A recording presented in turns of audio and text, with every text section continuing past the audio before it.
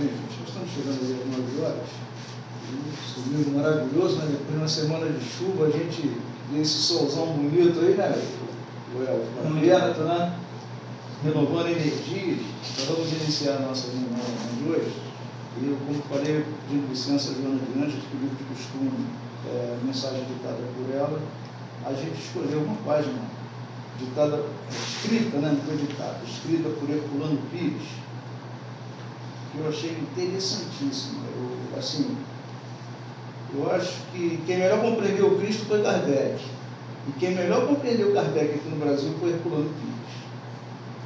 Não basta compreender a doutrina, é preciso, sobretudo, assimilá-la. Não basta aceitar os princípios renovadores da doutrina dos Espíritos, é preciso vivê-los. Todas as doutrinas são sistemas lógicos, acessíveis à compreensão intelectual.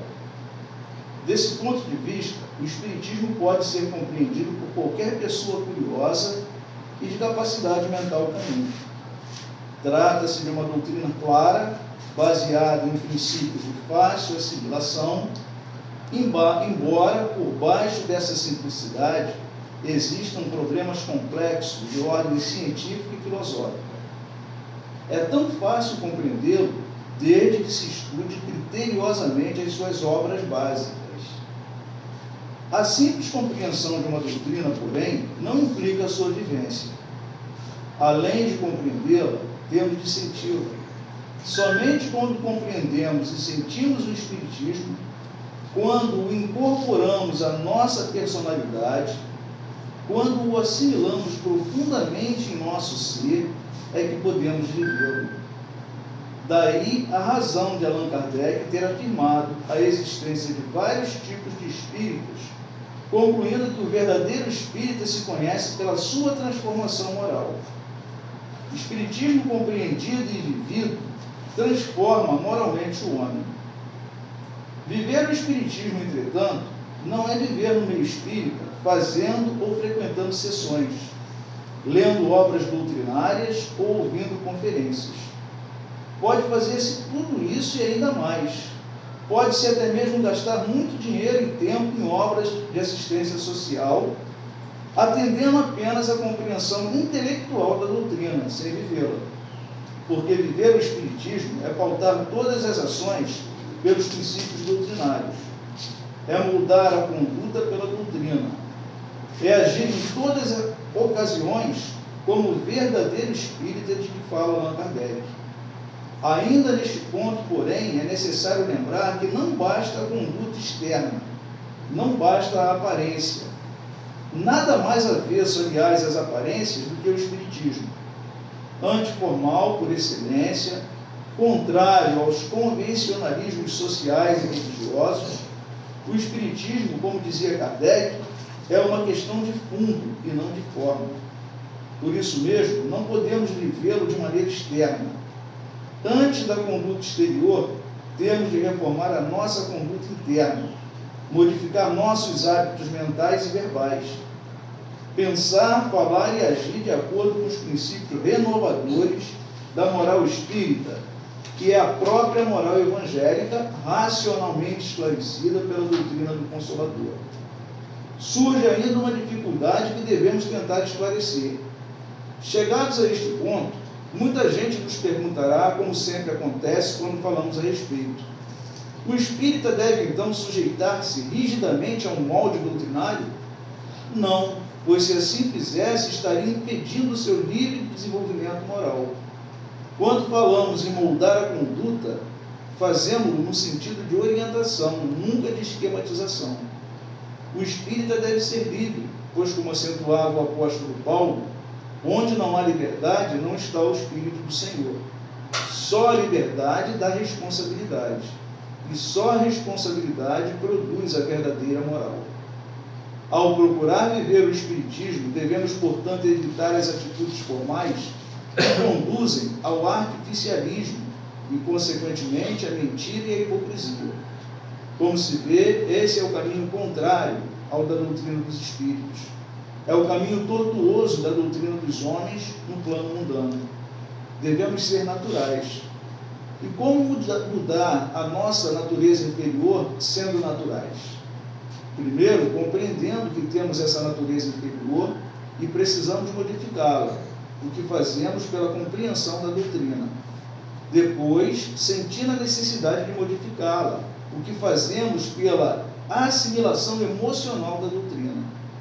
Nossa transformação moral deve começar de dentro e não de fora, dos pensamentos e sentimentos, e não das atitudes exteriores. Deve ser uma transformação para Deus ver, não para os homens verem. A falta de compreensão desse problema leva muitos espíritas a posições incômodas dentro da doutrina, e o que é pior, a posições comprometedoras para o movimento doutrinário. E leva também a lamentáveis confusões, principalmente no tocante ao problema religioso. Quando compreendemos, porém, que o Espiritismo não é somente um sistema doutrinário para a assimilação intelectual, mas que é, sobretudo, vida, norma de vida e, principalmente, seiva renovadora da vida humana na Terra, então compreendemos que não é possível separar-se dos seus aspectos científicos e filosóficos do seu poderoso aspecto religioso. Lembremos ainda o que dizia Kardec, ou seja, que o Espiritismo é forte justamente por afirmar e esclarecer as mesmas verdades fundamentais da religião. Então, com essa página, nós iniciamos a reunião da manhã de hoje. Pedirei para fazer uma prece pedindo a permissão, e assistência espiritual. Graças a Deus, nós estamos aqui mais um dia, a convite do bom senso, nos orientando aqui à Casa Espírita, agradecendo também ao nosso mentor espiritual, Geraldo de Aquino. Nós iniciamos com a nossa prece, com a nossa oração, religando as nossas mentes ao mais alto, a mais alta condição fluídica, essa química que vem do alto, essa química que vem do astral superior, com todos os seus povos, com todos os seus componentes, todos seguidores de Cristo, todos seguidores de Maria. Nós aqui estamos, mais uma vez, abraçados, em comunhão com os espíritos superiores. E assim renovando a nossa condição de fé, de alegria por estarmos aqui junto dos irmãos, e assim num coração só, num só pensamento, nós elevamos ao alto e temos certeza que o eco da nossa voz, ele está sendo, esse momento, atingido. E de retorno vem para nós aquilo que doamos, que é a nossa fé, a nossa vontade de aqui estar, esse preparo para as lições que vão seguindo. Nós também temos de volta a energia dos purificadores dos trabalhos superiores. Assim sendo, nesse instante, todos com um só coração, uma só mente, elevando ao cosmos, nós temos certeza da gratidão também desses espíritos. E nós estamos aqui para recepcioná-los e assim limpando, através do fluido terapêutico, todo o nosso perispírito, todo o nosso espírito, e com muita condição de influência no nosso corpo físico. É assim, limpando da cabeça aos pés todos que aqui estão sendo beneficiados por essa parada, que é a medicina do alto. Lembramos daqueles que ficaram em casa. Nós estamos aqui solidários a esses irmãos, parentes, amigos, os familiares, como foi dito agora, aqueles irmãos que estão enclausulados nos presídios, nos hospitais, e aqueles que estão livres pelo corpo, mas presos por problemas físicos, deficiência. A todos esses nós sabemos que cada um está passando a etapa que tem que passar de expiação espiritual. Então, essa atenção especial, que é a da força espiritual também, e agradecemos por tudo que nos concede essa alegria de podermos estarmos juntos. Assim sendo, nós mentalizamos este momento das nossas águas, as coisas que ficaram em casa, a harmonia que nós aqui estamos, por tudo que nos concede o grão maior, que é Deus. Nós agradecemos e vamos em frente na nossa aula. Passo a palavra ao irmão para o início da nossa aula de hoje.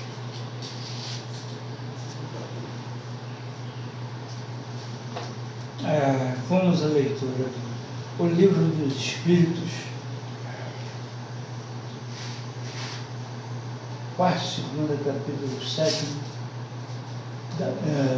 da volta do Espírito à vida corporal, a questão 383, e a pergunta é: qual para este a utilidade de passar pelo estado da infância?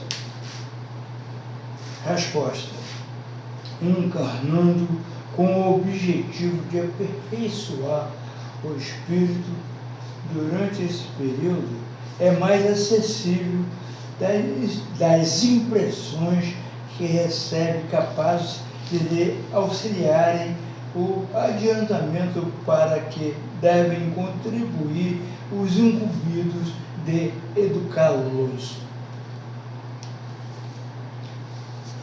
E aí, entenderam? Tem alguém alguma Eu ia dúvida? pedir um favor. Repete de novo.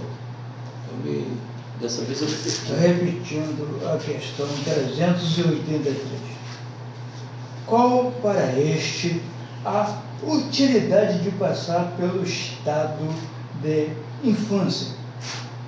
A resposta: encarnando com o objetivo de aperfeiçoar o espírito durante este período, é mais acessível às impressões que recebe, capazes de lhe auxiliarem o adiantamento para o que devem contribuir, incumbidos de educá-los.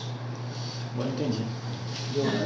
Imagina educar uma criança que, se ela tivesse a mentalidade quando tinha 20 anos, vai ser meio difícil ela aceitar as tuas imposições. O Carlos, e vou te fazer também uma pergunta. Em cima dessa pergunta aí do Elfo também, falhas do passado também podem ser consertadas através disso. Você vem também para erros que teve no passado, um crescimento, né? Crescimento espiritual, crescimento espiritual. Exatamente. Você volta por a isso. criança vem com uma espécie de letargia, né, o retardamento mental, não tem essa ligação direta com o consciente total dele, então ele vem de uma forma mais pacífica, aceitando tudo que é passado, não consolidando dentro dele. Até porque é mais fácil a pessoa aprender assim do que já vir com uma...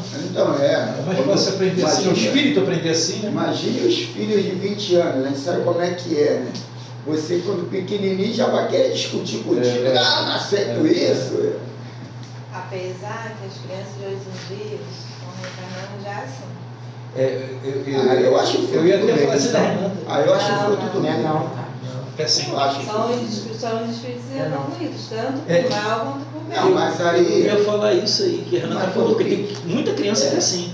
sim, já vem meio mal criada, Sim. meio, isso é tendência. Mas a gente tem de uma forma muito mais facilitada quando criança de corrigir do Sim. que quando amadurecido. Então a gente tem que ter essa psicologia, entender quem é aquela criança, quem é aquele irmão, aquele espírito e por que ele tem esse tipo de abordagem inicial. Ali a gente já fazia uma projeção em cima do nosso conhecimento, em cima da nossa cultura, de uma experiência um pouco mais psicológica, para implantar diretrizes que vai reformar aquela pessoa. Agora, muitas pessoas só sabem o lado da violência. E tem um detalhe disso aí que é o seguinte, Antigamente as crianças vinham boazinhas, né? Bebezinho bom de você lidar, né? Bebê Johnson. Aí a mamãe também era mais calma, mais paciente, né? Só que, pô, a gente estava muito preguiçoso, a gente se acomodou. Então, não, peraí, para esse rebelde que estou encarnado aí, vamos mandar um rebeldezinho para mexer com, né? Fazer igual a Elizabeth falava, bagunçar a casa toda para depois arrumar, né? E por isso que às vezes o ponto de vista do marido é muito diferente do da esposa. Que eu vejo que o marido, ele já está condicionado num aceleramento, num estresse, numa responsabilidade de ter que ter aquela renda para botar em casa, não que a família impõe, mas a sociedade impõe. Então, quer dizer, geralmente a mulher foi criada para trabalhar em casa, para ter filhos, e não tem esse outro lado da imposição de ter a renda, a não ser quando pega um picareta que sai fora e deixa ela lá. Hoje em dia é diferente. Mas as crianças hoje em dia... Não, mas hoje é por isso. Hoje a mulher já está mais assim equilibrada, já está saindo de casa, já está procurando o seu espaço. Sim. Antigamente ela não, já era mais condicionada a ter que aprender a fazer comida, aprender a arrumar a casa. Hoje em dia as mães já não ensinam tanto isso para as filhas. Minhas filhas já foram para Mas é aprender. Eu estou achando que Hoje são 3 presentes. eu estou achando que as crianças, tem muitas delas, pela minha neta eu tiro. Ela já nasce assim, a Bia, ela tem a personalidade mesmo dela, e não adianta você impor, entendeu? Você conversa com ela, consegue as coisas com ela assim, no diálogo, entendeu? Impondo, tu não consegue nada dela, entendeu? Ela vem, ela é dócil, ela é carinhosa, mas é desse jeito que ela é. Vamos começar a ver aqui o ponto de vista do Miramês relativo à questão 383. O título é Utilidade do Estado Infantil. E ele começa assim: a utilidade de o espírito passar pelo estado da infância é a de sensibilizar a alma para receber na sua formação as lições que seus pais possam lhe dar, assim como a própria vida, em decorrência de seu crescimento na sociedade. Haveremos de passar por essas vias que nos dão maior expressão de entendimento sobre a vida e sobre o nosso Criador. Devemos estudar as necessidades de o espírito reencarnar em vidas sucessivas e não revoltar, pois a revolta piora as nossas condições. Todas as leis basilares da criação são impostas pelo benfeitor maior e são de utilidade universal. A reencarnação nos é dada com o sentido de aperfeiçoar a alma, sendo o método que nos serve de instrumento benfeitor. O Senhor não nos pede para criar leis, nem nos implora para que as respeitemos. Nós é que temos de descobrir sua utilidade e segui-las com amor no coração. A vida universal é momento constante, e nessa dinâmica são processadas as mudanças permanentes. Nunca ficamos fixados em um determinado lugar para sempre. Mesmo no mundo espiritual, estamos sempre mudando, colhendo experiências diversas, enriquecendo nossas qualidades. Não podemos ficar na carne para sempre. Igualmente, para não aparecer o enfado. Terminando o período de estadia no planeta, voltaremos para o plano do espírito e vice-versa. Nesse empenho, vamos mudando de faixa, ascendendo cada vez mais as luzes de Deus no coração. A utilidade de passar pelo estado da infância é a assimilação das leis espirituais. Mesmo na inconsciência, isto se processa. E quando consciente, elas se aderem mais à consciência. O planeta se encontra à beira de uma grande renovação e ele vai ascender mais um grau na escala dos mundos. Isso dará à humanidade meios mais elevados de assimilar a verdade e viver mais feliz, porque reconhecerá Deus como Pai de amor e Jesus como o Mestre de todos os mestres. O Cristo é o pastor inconfundível de todas as almas que vivem na terra. Podemos entender que, por estarmos todos nós ainda em estado de infância, buscando ser adultos em espírito, é que Cristo, por amor a nós, veio à terra a cuidar com tanto zelo de toda a humanidade.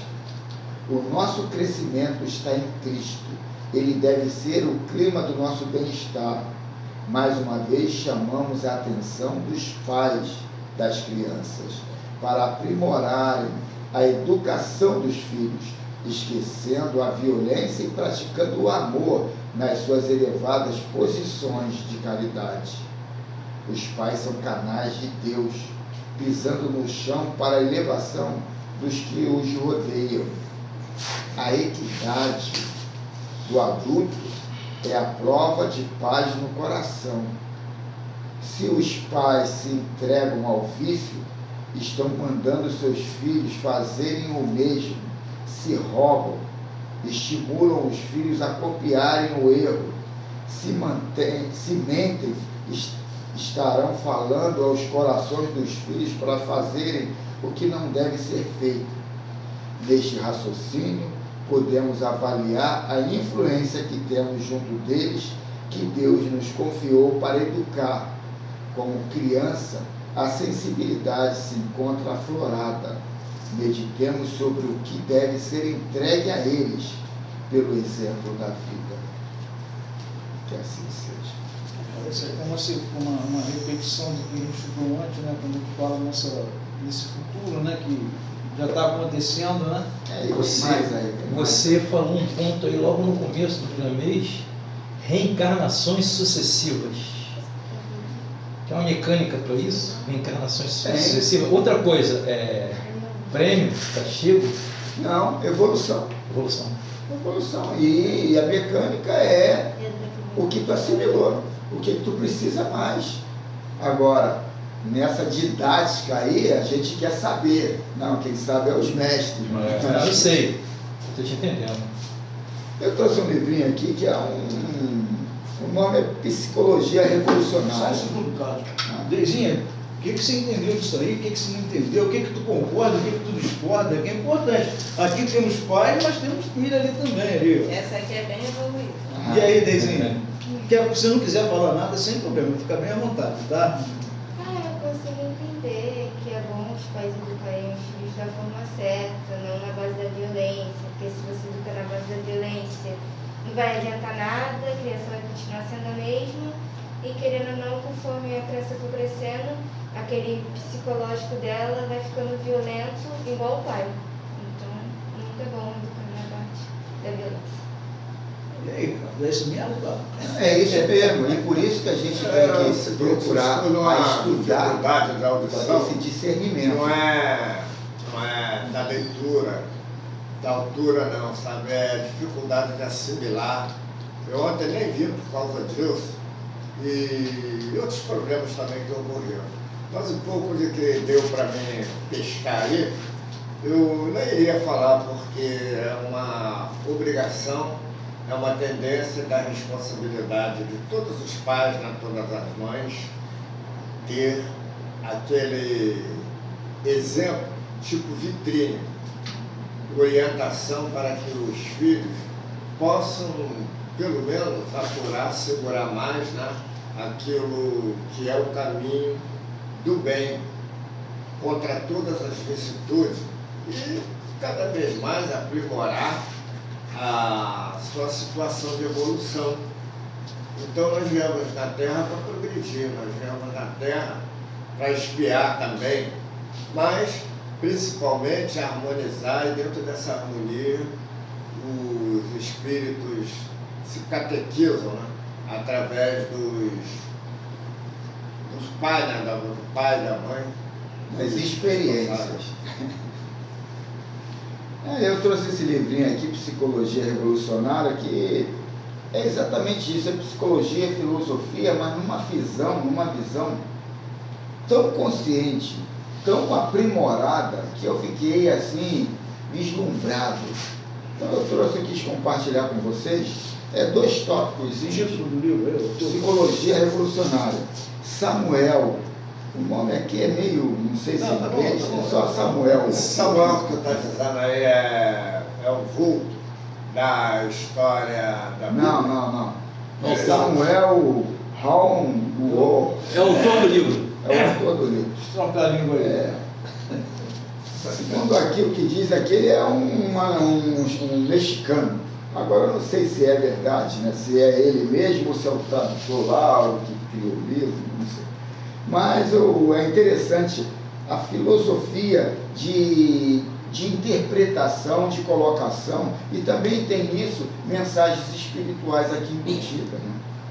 Então são 2 tópicozinhos, que o segundo que vai dar uma noção geral. O primeiro é para te colocar na cara do gol, para entender um pouquinho melhor o segundo, mas os 2 são pequenos. O primeiro é retorno e recorrência. Retorno e recorrência nada mais é do que lei de causa e efeito. Um homem é o que é sua vida. Se um homem não modifica nada dentro de si mesmo, se não transforma radicalmente sua vida, se não trabalha sobre si mesmo, está perdendo seu tempo miseravelmente. A morte é o regresso ao próprio começo de sua vida, para a possibilidade de repeti-las novamente. Então, se você não tiver esse lado pescritor, se você não se atualizar, não se reformar, tu volta novamente. Era só no primeiro. É o que o menino aí perguntou ainda há pouco. Muito se diz na literatura pseudo-esotérica e pseudo-ocultista sobre o tema de vidas sucessivas. Melhor é que ocupemos das existências sucessivas. A vida de cada um de nós, com todos os seus tempos, é sempre a mesma, repetindo-se de existência em existência, através dos inumeráveis séculos. Inquestionavelmente, continuamos na semente de nossos descendentes. Isto é algo que já está demonstrado. A vida de cada um de nós, em particular, é um filme vivo que, ao morrer, levamos para a eternidade. Cada um de nós leva a sua película e torna a trazê-la para projetá-la outra vez na tela de uma nova existência. A repetição de dramas, comédias e tragédias é um axioma fundamental da lei de recorrência. Em cada nova existência repete-se sempre as mesmas circunstâncias.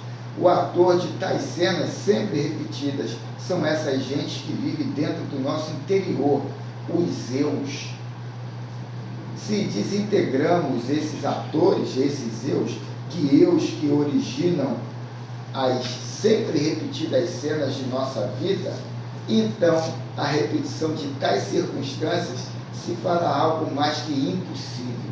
Então ele coloca aqui, se a gente trocar, se a gente lutar para matar esse eu violento, esse eu sabotador, ladrão, pequeno, você não repete de novo todas essas ocorrências nas reencarnações porque você não trabalha a sua reforma íntima em matar o seu lado danoso, o seu lado viciado. Você simplesmente leva aquela vida de gado, repetindo o que você era sem se reciclar. Obviamente, sem atores não pode haver cenas. Isto é algo irrebatível, irrefutável, inegável.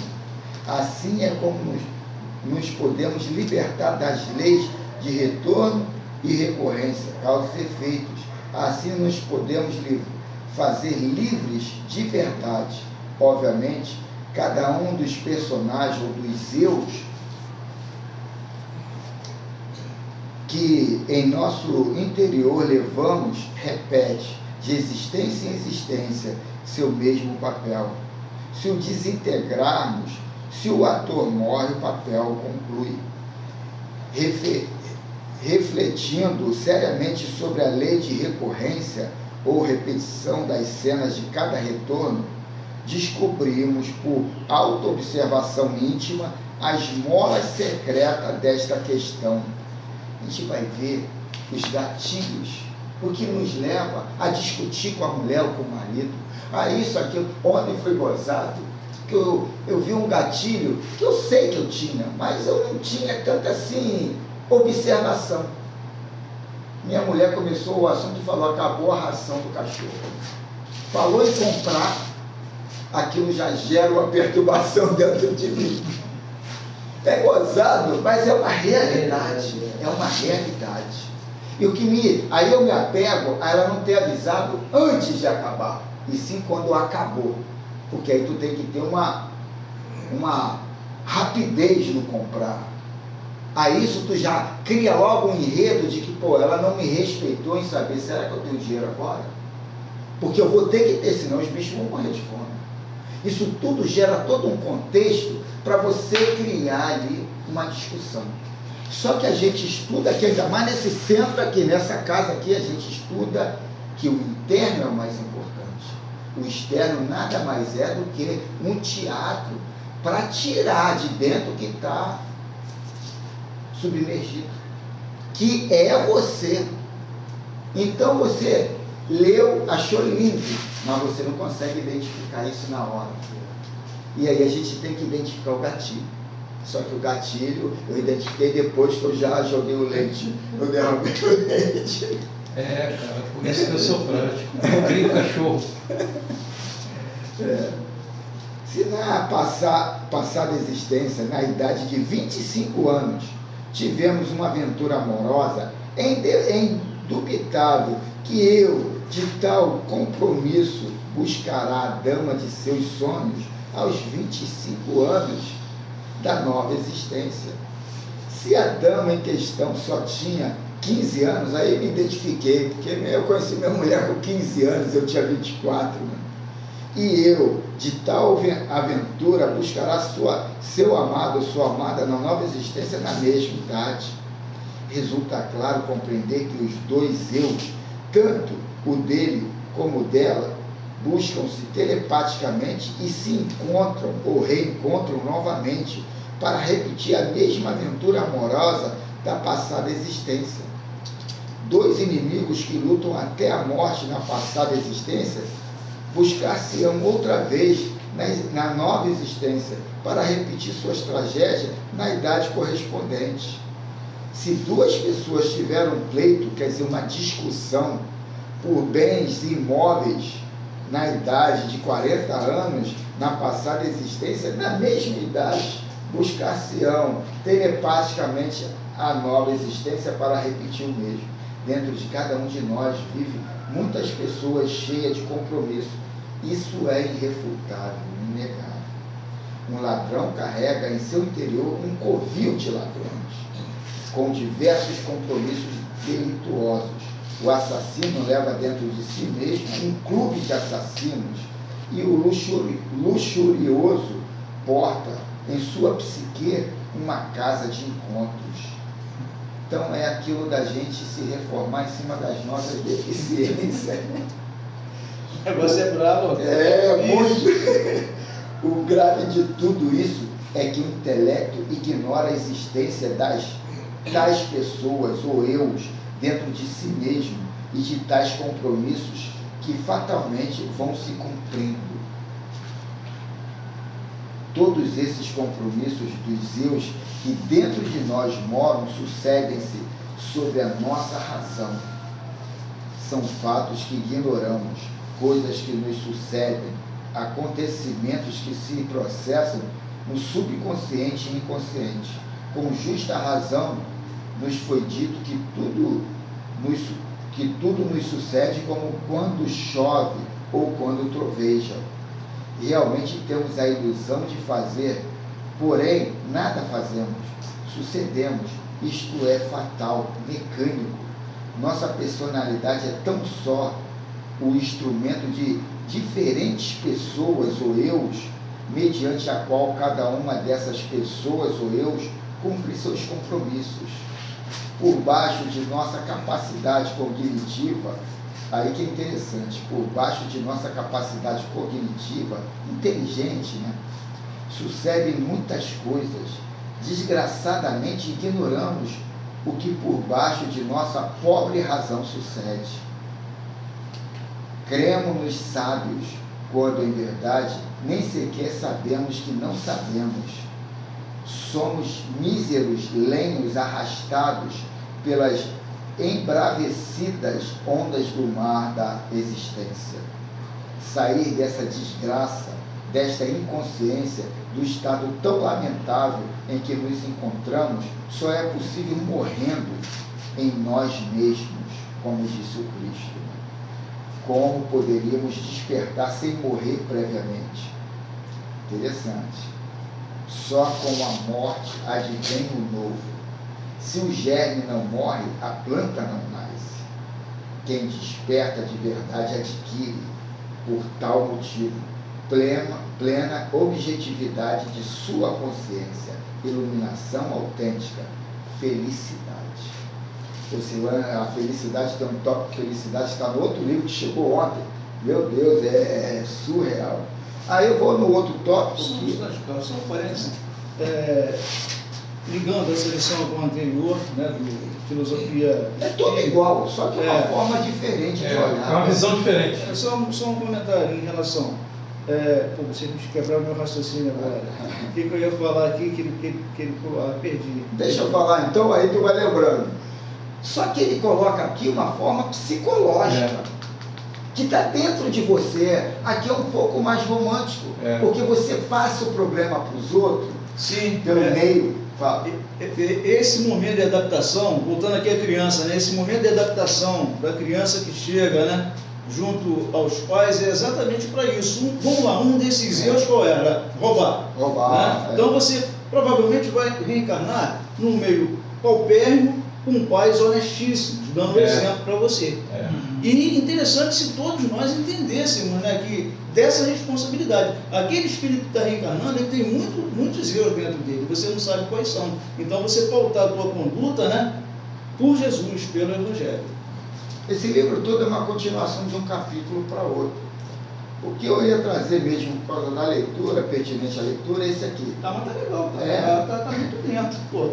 Porque eu tinha que mostrar esse lado diferente da nossa personalidade, que a lei de causa e efeitos põe uma distânciazinha de uma encarnação para outra. Ele coloca, não, está dentro da gente. E ele está de forma tão inteligente deles, que a gente acha que está dominando, mas está sendo dominado. O Espiritismo deixa a gente assim, muito à vontade, né? Porque, vamos lá, eu descubro um desses meus erros, né? E a gente está aqui nessa busca da descoberta. A gente quer descobrir, eu não estou aqui para nada, estou aqui para descobrir quem eu sou, né? E eu faço essa descoberta. Eu não tenho que me punir, não tenho que me... negócio de arrependimento, deixar isso tudo de lado e aplicar no dia a dia. Por isso que ele está falando ali, né? Que não é o exterior, é o interior. Eu reconhecer o que eu sou e que eu preciso mudar. Entendeu? Isso é que eu... E o legal é esse finalzinho do morrer para germinar, para crescer. A gente vai ter, por isso que fora da caridade não há salvação. Porque a caridade não é assistencialismo, não. A doutrina espírita, os ícones, coloca esse lado, sabe, de você dar até o pouco que tem. Então isso aí é questão de desprendimento. Tu não pode se violentar. Quando você der, é porque aquilo não faz falta. Aquilo é um estado de despertamento ou de desprendimento. O cara dá para se salvar, mas nem a doutrina espírita, é o calculando que a gente falou. Você tem que, pode tirar milhões do ar. Mas o importante não é isso. Não se reformou, não adiantou nada, gastou dinheiro que gasta. Então, fora da caridade não há salvação. A caridade é contigo mesmo. É você matar todos esses eus e deixar a tua consciência com a consciência crística, a consciência do divino dentro de si. É trabalhar esse lado filosófico, psicológico, comportamental, divino, do me amar, tendo esse parâmetro de eu amo o meu próximo como a mim mesmo. Tendo isso, você vai começar a interagir de uma forma uniforme e não separatista, né? Então, aí você pensa, eu não amo meu fígado, eu não amo meu sexo, não ama ninguém. eu não amo. Como é que eu posso amar o outro? Então aqui o título é autoconsciência infantil. Então não está se falando da criança, está falando da gente. Foi-nos dito muito sabiamente que temos 97% de subconsciência e 3% de consciência. Não sei quem falou isso, mas ele está dizendo, de repente, a parte psicológica mais desenvolvida. Normalmente se diz, né? Você só usa o mínimo do cérebro, portanto, seu cérebro você não utiliza ele total.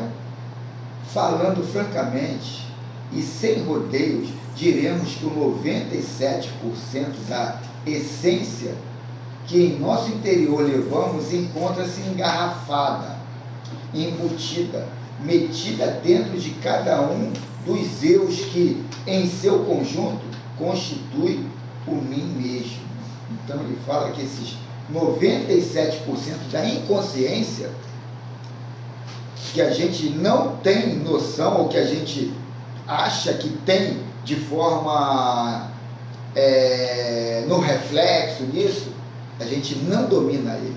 Aquela inconsciência não é nossa, está engarrafada por esses eus que na doutrina alguns religiosos, espíritas, colocam que vem lá da matéria, eles estão apegados mais ao lado anímico, ao lado físico, ao lado daqui do mundo terra, mas ele coloca que são eus construídos nessa vaidade, nessa luxúria, nesse egoísmo, e esses eus que são donos dessa nossa inconsciência. Obviamente, a essência ou consciência enfrascada, no caso engarrafada, dentro de cada eu, se processa em virtude do seu próprio condicionamento. Então, a gente é condicionado ao inconsciente engarrafado dos nossos eus. O negócio tem que... Qualquer eu desintegrado libera determinada porcentagem de consciência. A emancipação ou liberação da essência ou consciência seria impossível sem a desintegração de cada eu. Maior quantidade de eus desintegrados, maior autoconsciência. Menor quantidade de eus desintegrados, menor porcentagem de consciência desperta. O despertar da consciência só é possível dissolvendo o eu, morrendo em si mesmo, aqui e agora. Então, quando a gente é mandado embora, a gente entra numa depressão brava. Ainda mais quando tem 5 filhos, está com aluguel ou está construindo, né? Eu deve saber disso. Aquilo ali é um eu morrendo e a gente não aproveitando a situação. A gente indo no velório querendo ressuscitar o bicho. E a gente ressuscita com o próximo emprego. A gente não aprende com a lição e não mata ele. Aqui eu li isso aqui, mano. Despertar da consciência só é possível dissolvendo o eu. Inquestionavelmente, enquanto a essência ou a consciência estiver embutida dentro de cada um dos eus que carregamos em nosso interior, encontra-se adormecida em estado subconsciente. É urgente transformar o subconsciente em consciente, e isto só é possível aniquilando os eus, morrendo em nós mesmos. Não é possível despertar sem haver morrido previamente em si mesmo. Os que tentam despertar primeiro para depois morrer. Então isso aqui é um condicionamento nosso. Não é possível despertar sem haver morrido previamente em si mesmo. Os que tentam despertar primeiro para depois morrer, não possuem experiências real do que afirmam, marcham resolutamente pelo caminho do erro. Então, muitas das vezes a nossa reforma íntima é embasado, sabe, numa visualização dos avatares que eu adoto como herói. Divaldo, Chico, e eu não consigo trabalhar o meu interior. Eu estou na vaidade de trabalhar o meu exterior para as pessoas notarem que eu sou parecido com aquele avatar que eu adotei. Então, é exatamente, primeiro tu tem que se humilhar, primeiro você tem que se rebaixar para crescer. É esse paradoxo que o Cristo traz, de ser menor para ser maior, de dar para receber. As crianças recém-nascidas são maravilhosas, gozam de plena autoconsciência, encontram-se totalmente despertas. Dentro do corpo da criança recém-nascida encontra-se reincorporada a essência, no caso a totalidade da consciência, e isso dá à criatura sua beleza. Não queremos dizer que 100% da essência ou consciência esteja incorporada no recém-nascido, mas sim os 3%, 100% dos 3%, os 97% ainda estão lá. Os 3% livres, que normalmente não estão enfrascados nos eus, não estão engarrafados nos eus. Então, quando a criança nasce, esses eus ainda não afloraram. Os eus vão aflorar 7, 14, 21. Vai se abrindo, desabrochando. Vocês deveriam ser influenciados, né? Não precisa ser influenciado. Os eus já são eus. Não, sim, mas eles podem ser... Não, aí tem a potencialidade. A potencialidade para ser educado ou denegrido, aí mas a responsabilidade dos pais. Não obstante, não impedindo, essa porcentagem de essência livre incorporada dentro do organismo das crianças recém-nascidas lhe dá plena autoconsciência, lucidez e muitas outras coisas. Os adultos veem o recém-nascido com piedade, pensam que a criatura se encontra inconsciente, porém equivocam-se lamentavelmente. O recém-nascido vê o adulto tal como em realidade é, inconsciente, cruel, perverso, etc. Os eus do recém-nascido vão e vêm, dão voltas ao redor do berço, querendo meter-se de novo no corpo. Porém, devido a que o recém-nascido ainda não fabricou a personalidade, toda tentativa dos eus para entrar no novo corpo resulta algo mais que impossível. Então, a criança ainda não criou uma personalidade para esse mundo físico. E, por ela ter uma mente ainda deficiente para assimilar, para dar esse discernimento tão rápido, tão sagaz, ela ainda não criou a sua personalidade. E aí, esses eus que nós, quando encarna, trazemos ali, ou quando estamos conscientes, trazemos, ele não consegue ainda se penetrar, segundo o ponto de vista dele. Às vezes as criaturas se espantam ao ver, as criaturas se espantam ao ver esses fantasmas ou eus que se aproximam do seu berço, e então gritam, choram, mas os adultos não entendem isso e supõem que a criança está enferma ou que tem fome ou sede. Tal é a inconsciência dos adultos. É interessante esse ponto de vista de estar com fome ou sede ou doente, que é o lado obsessivo da mãe de alimentar o filho a toda hora. Tem ali a ciência da alimentação infantil. É só a gente seguir ali. mas as pessoas vão lá, Chorou, chorou, bom e tal, e em cima de crenças que elas mesmas adotam. E a gente não sabe nem o porquê. E mesmo que seja fome, ela tem que se condicionar. Isso é secular. Isso é secular. Desde pequenininho, para não virar um obeso. Quem cria aquele obeso gera...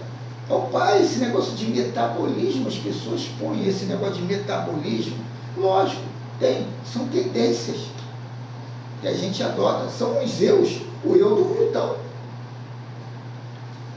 que geralmente é o eu de toda a família, do grupo, né?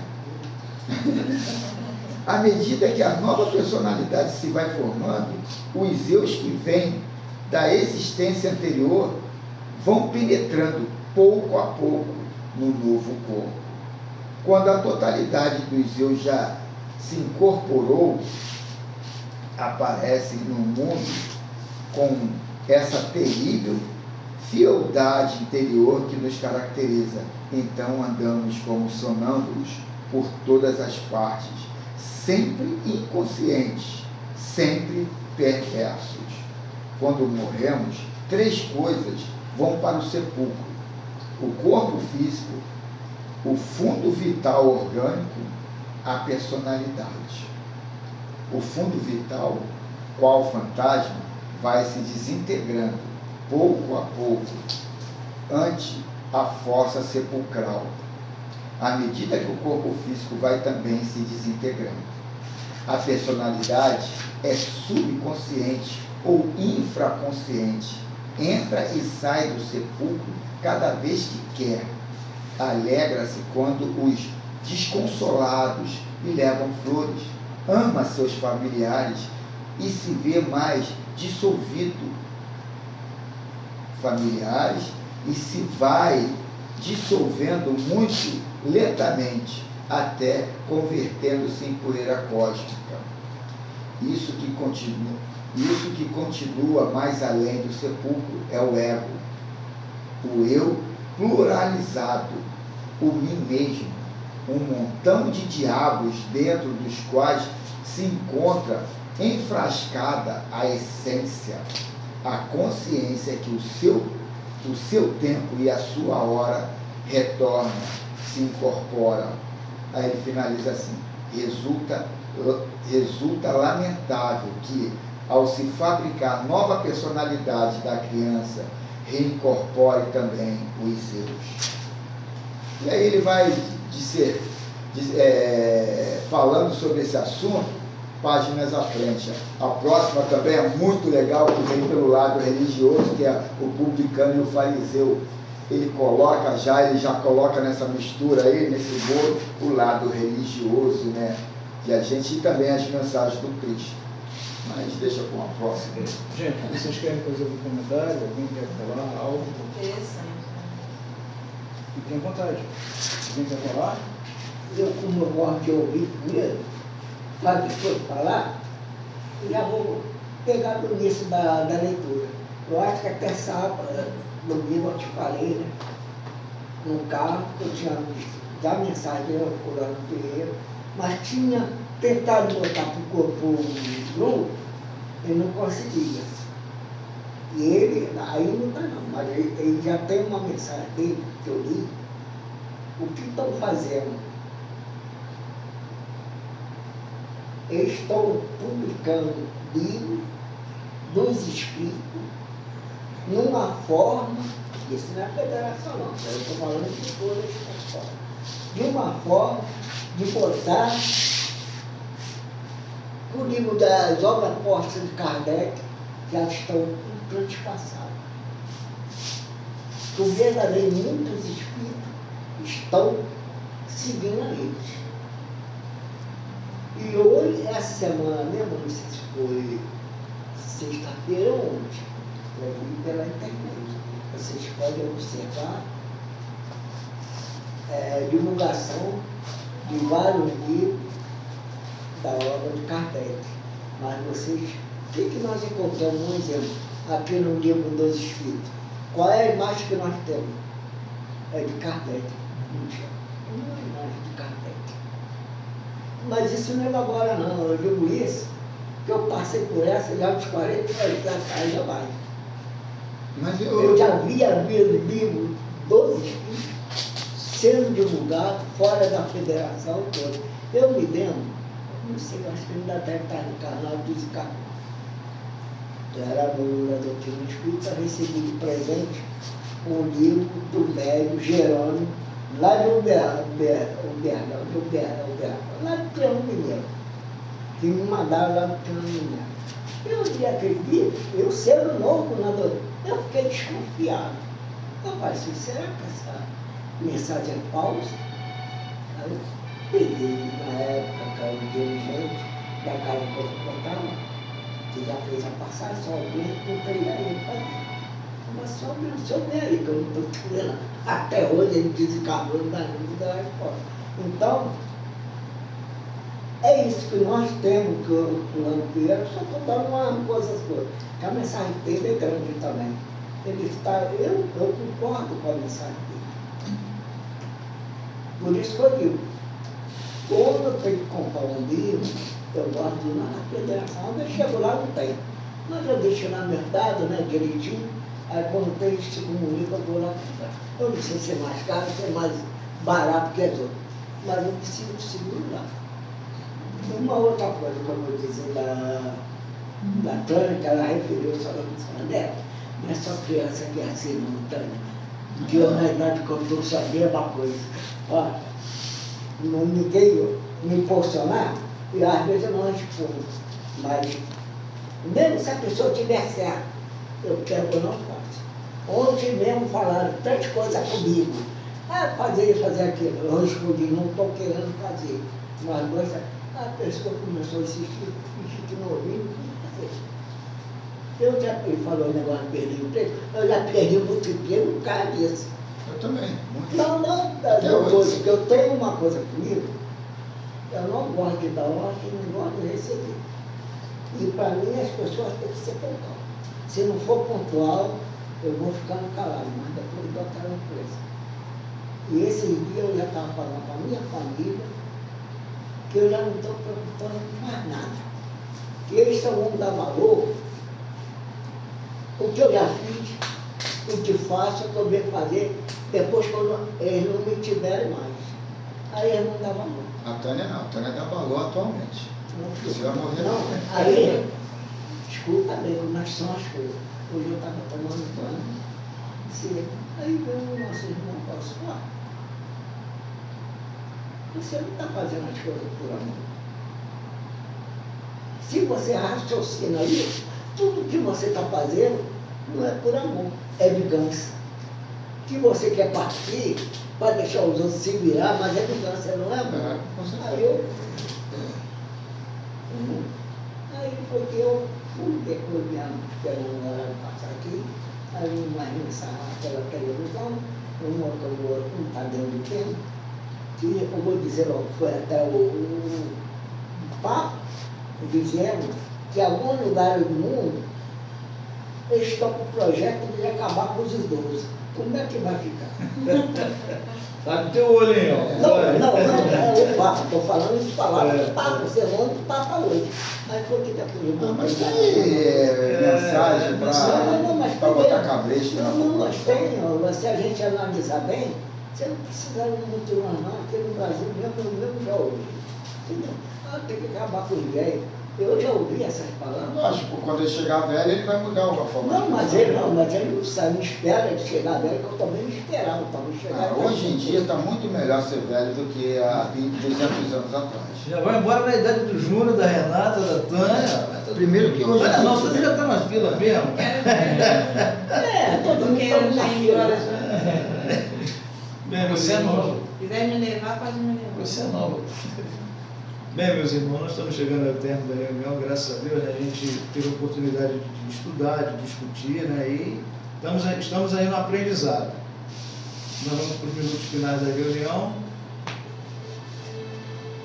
E nessa hora, eu convido a todos, né, a fazermos aquela mentalização que todo final de reunião a gente faz, aquele diálogo, né? Nós e Deus, nós e a espiritualidade. eu e a espiritualidade, e a gente expõe os nossos problemas, as nossas lutas, né? Mas sempre certo de que não nos falta o acalento, não nos falta os meios e as condições. E o que alcançarmos nesse momento para nós, que seja extensivo a toda a humanidade. Deus, nosso Criador e Pai, Jesus, nosso modelo e guia, que as bênçãos continuem recaindo e que esse desejo de aprender, essa vontade de se autoconhecer e se auto-reformar, se mantenha viva dentro de cada um.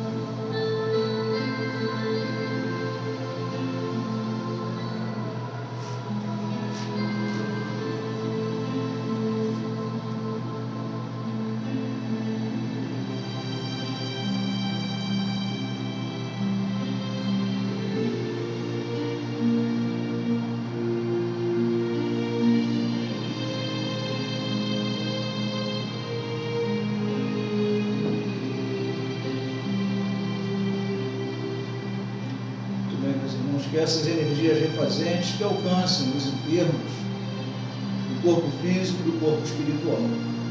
E a gente faz um agradecimento especial a cada um, né? O Elfo, o seu Fernando, a Elei, Deise, Renata, Júnior, Tânia e Carlos, por nós estarmos aqui juntos, né? Trocando assim essas informações, nos abraçando aí espiritualmente, perispiritualmente, encerrando a nossa manhã com uma palavra de gratidão aos espíritos que dirigem os estudos nessa casa. Em nome de Deus, possamos encerrar a primeira parte e partir.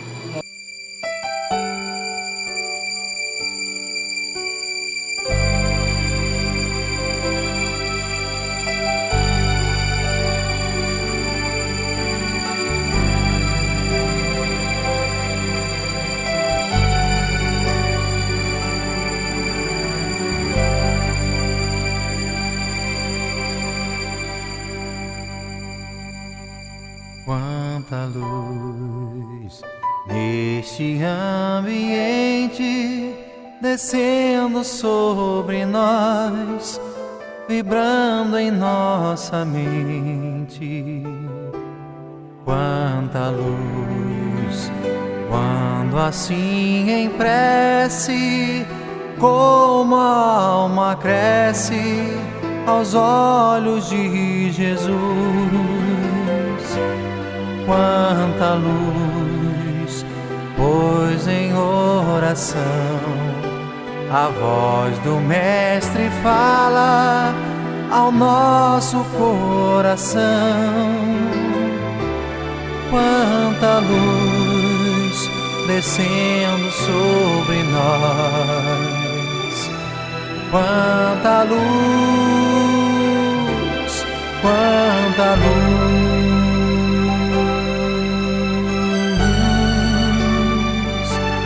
quanta luz,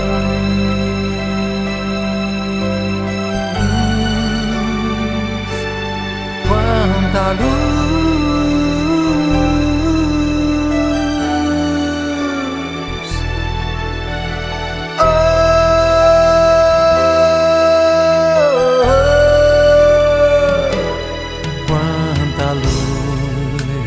Neste ambiente, descendo sobre nós, vibrando em nossa mente.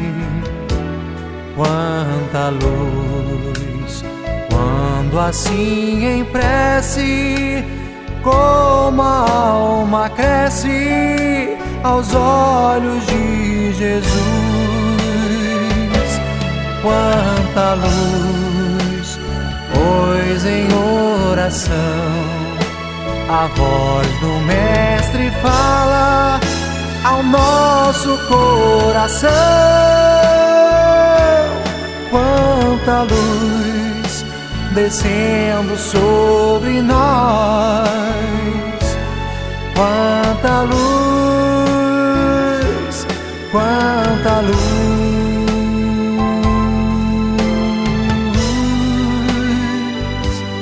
Quanta luz,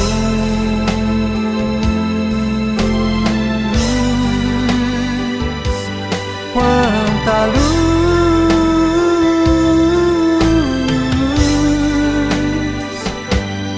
quanta luz.